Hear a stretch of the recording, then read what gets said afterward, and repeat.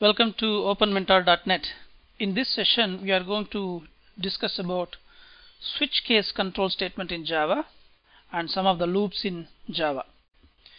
I have initialized an integer variable to 3. I can write if I equal to 1, print 1, else if I equal to 2, print, else if I equal to 3, print this.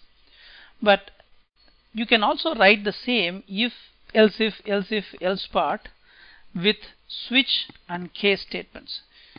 The syntax is switch within brackets the variable, then open brace, close brace, case 1 colon. Case 1 means if I is equal to 1, do this.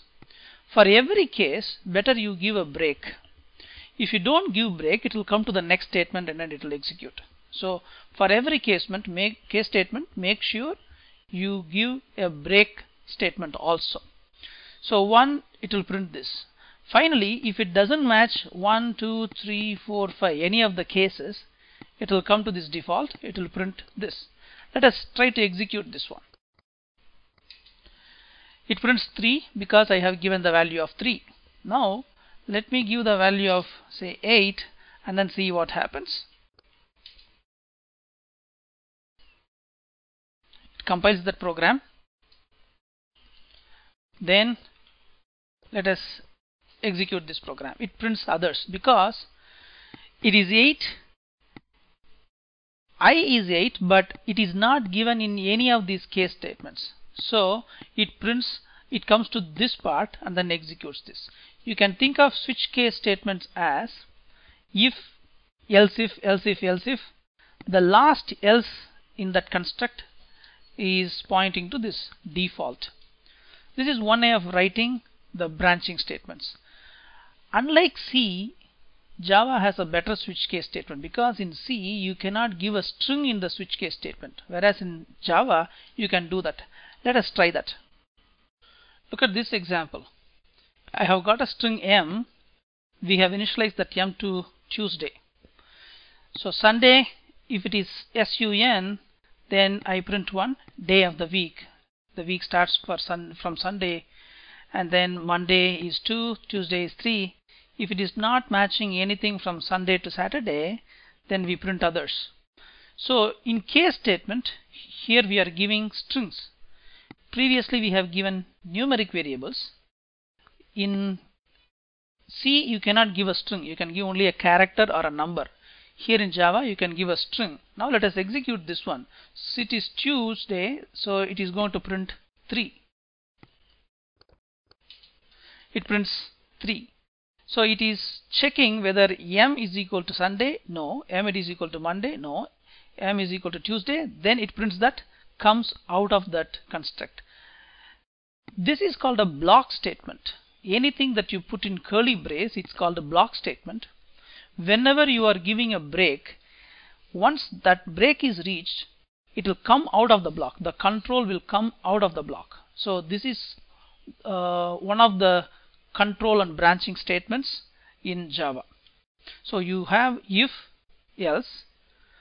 That is one construct. The other construct is if, else. That is another construct. The third construct for branching is switch case. We will start looking at the loops in Java now. Look at this construct. I have got a string F which is initialized to apples, bananas, grapes, oranges and mangoes separated by comma. This is an array of string. Now I have got a loop, for loop. This is same as any other loop like in C.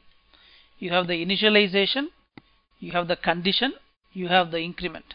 As long as this condition is true, this body will get executed, this loop will get executed. Now since I have got the array, f.length for the number of elements in the array, loop, and then print those elements. This is a very simple loop.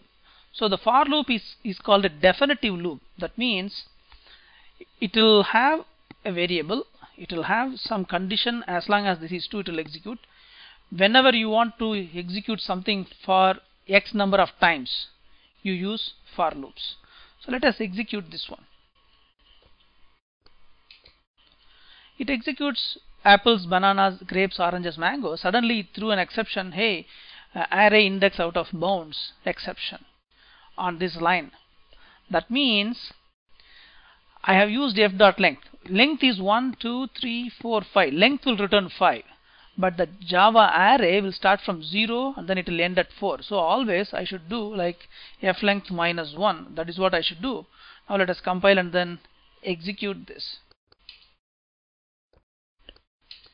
This time it is not giving this exception, because always you need to make sure if array length is 10, you have to go up to 9 only. If you reach 10, you will breach the boundary of the array. So we have seen the first construct for loop.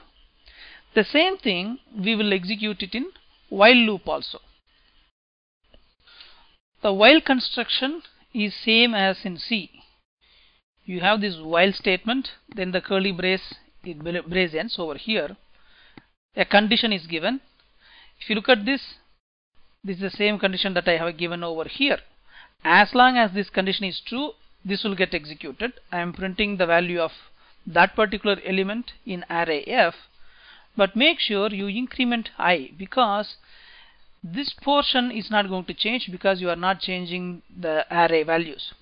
What is going to change is I. If you don't change I, this loop will become infinite loop. So make sure you are going to change at least one of the variables. At some point of time, this condition must become false. If it is not false, it will become an infinite loop. So this is the initialization before the while loop, which is same as what you do in for loop. This is the condition that you do in while loop, which is same as the condition that you do in for loop. This is the increment that I do, which is very similar to what you do in for loop. Now let me execute this loop. The effect is exactly the same. Whatever the for loop gave as a result, while loop also gives the same result, because both of them serve the same purpose, except the syntax part. In while loop, first the condition will be executed, then only the body will be executed. We will see one more construct which is like this. This is called do while loop. Okay. In this case, what will happen is, first the body will be executed, then the condition will be executed. In while loop, if the condition becomes false right at the beginning, the body will never get executed. Whereas in the do while loop, even if the condition is false for the first time evaluation, the body gets executed at least once. That's the difference. So let us compile this and then execute. The effect is exactly the same. So we have seen for loops, while loop and do while loop. All of them serve the same purpose except the syntax part of it. So it is up to you when you do the programming part, whether you want to do in for loop or while loop or do while loop. It's up to you. It depends upon the functional logic of the program that you are designing. In this session, we have seen switch case statements, for loop, while loop and do while loop. We will end the session here. Thank you.